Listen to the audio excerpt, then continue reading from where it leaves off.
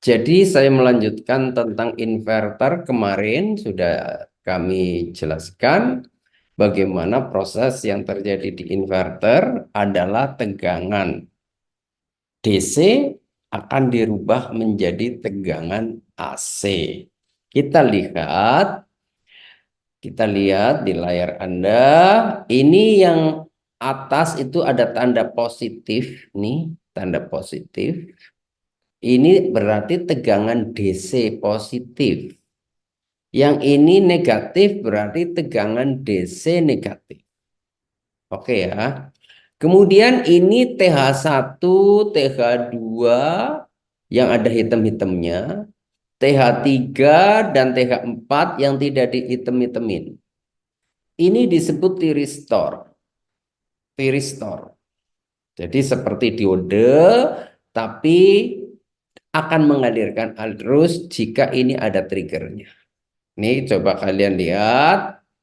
Kalian lihat ini yang saya ada pointernya, ini trigger. Kemudian kemarin saya jelaskan ada inverter untuk filamen, ada inverter untuk tegangan tinggi. Namun prinsipnya sesungguhnya sama.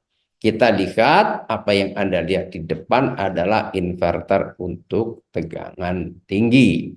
Prinsip kerjanya adalah sebagai berikut.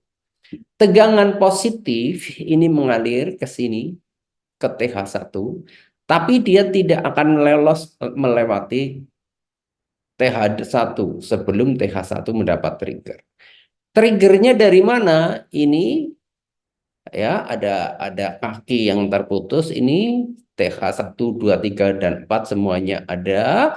TH kaki ini di-trigger dari microcontroller. Nanti ada tentang microcontroller. Kemudian yang positif juga mengalir, ada IS, tapi karena ini forward kebalik sehingga arus tidak akan mengalir melalui ini. Ya, tidak akan mengalir. Jadi ada V1, V1 ini arus tidak akan melewati ke sini karena ini di K.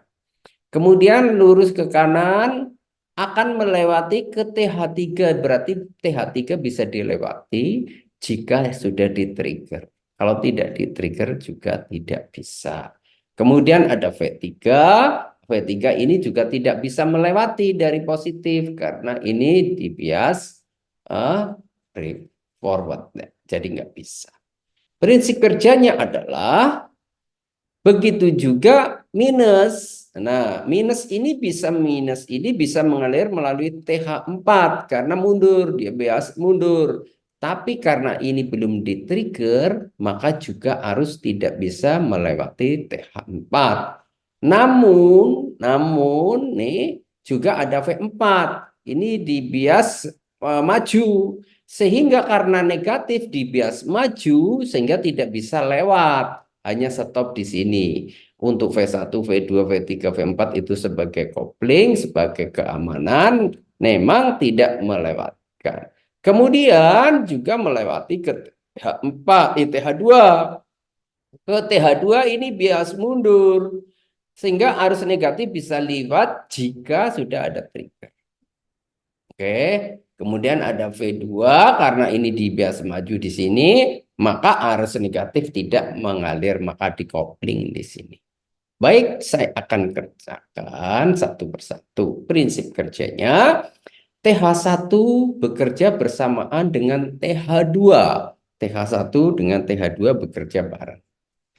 Pada saat bekerjanya, ini di-trigger dari microcontroller, TH2 di-trigger dari microcontroller. Akibatnya apa? Aliran positif dari sini mengalir, masuk, belok kanan. Terus bisa lurus, tapi karena TH4 ini tidak ada trigger, maka aliran berhenti hanya di sini. Kemudian di sini ada V2, ini bisa mengalirkan ke sana, tapi karena arus yang dari atas lebih besar, sehingga ini hanya sebagai kopling. Kemudian arus juga mengalir ke kanan, bisa ke V4, tapi di stop di sini biar mundur sehingga tidak bisa karena positif, sehingga positif DC mengalir melalui positif CS kapasitor. Nah, melalui kapasitor menyimpan muatan langsung membuang melalui LS. LS ini lilitan atau sepul. Di sini digunakan menggunakan HTT. Jadi untuk memberikan masukan ke HTT, High Tension Transformator.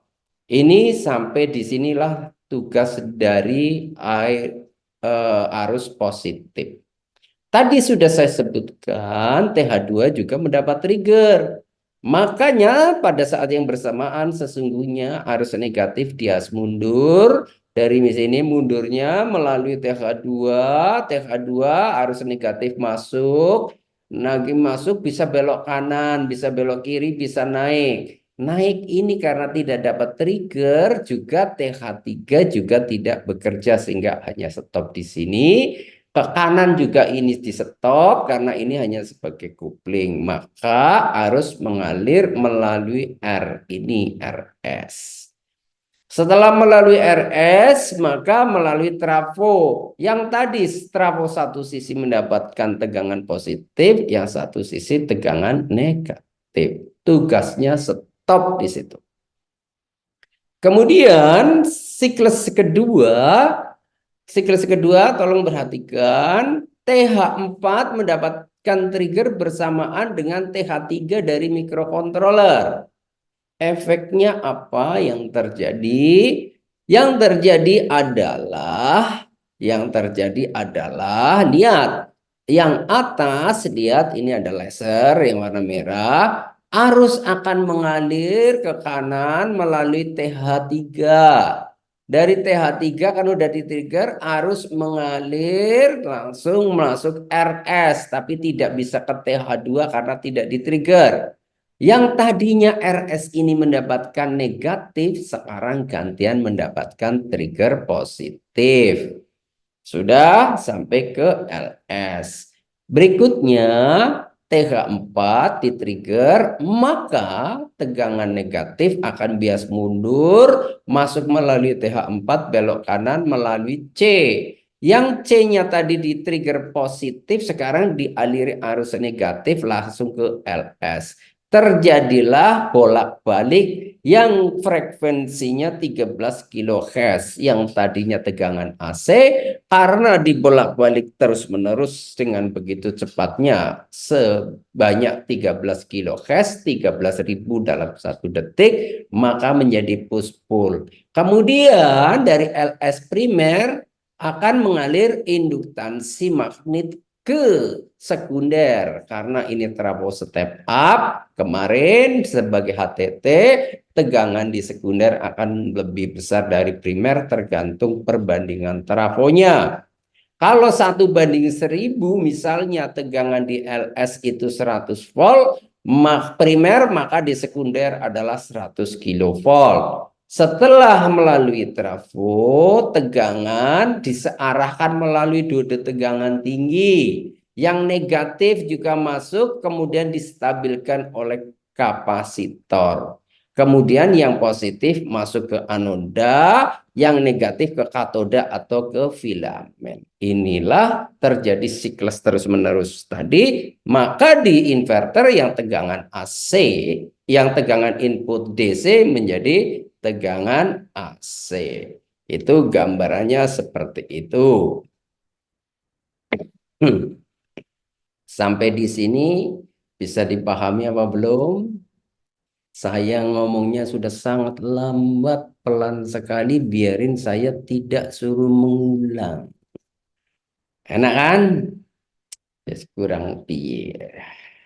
Oke, gantian saya yang tanya atau kalian mau tanya terhadap penjelasan saya tadi. Silakan. Ketika TH1 dan TH2 bekerja bersamaan, Ya,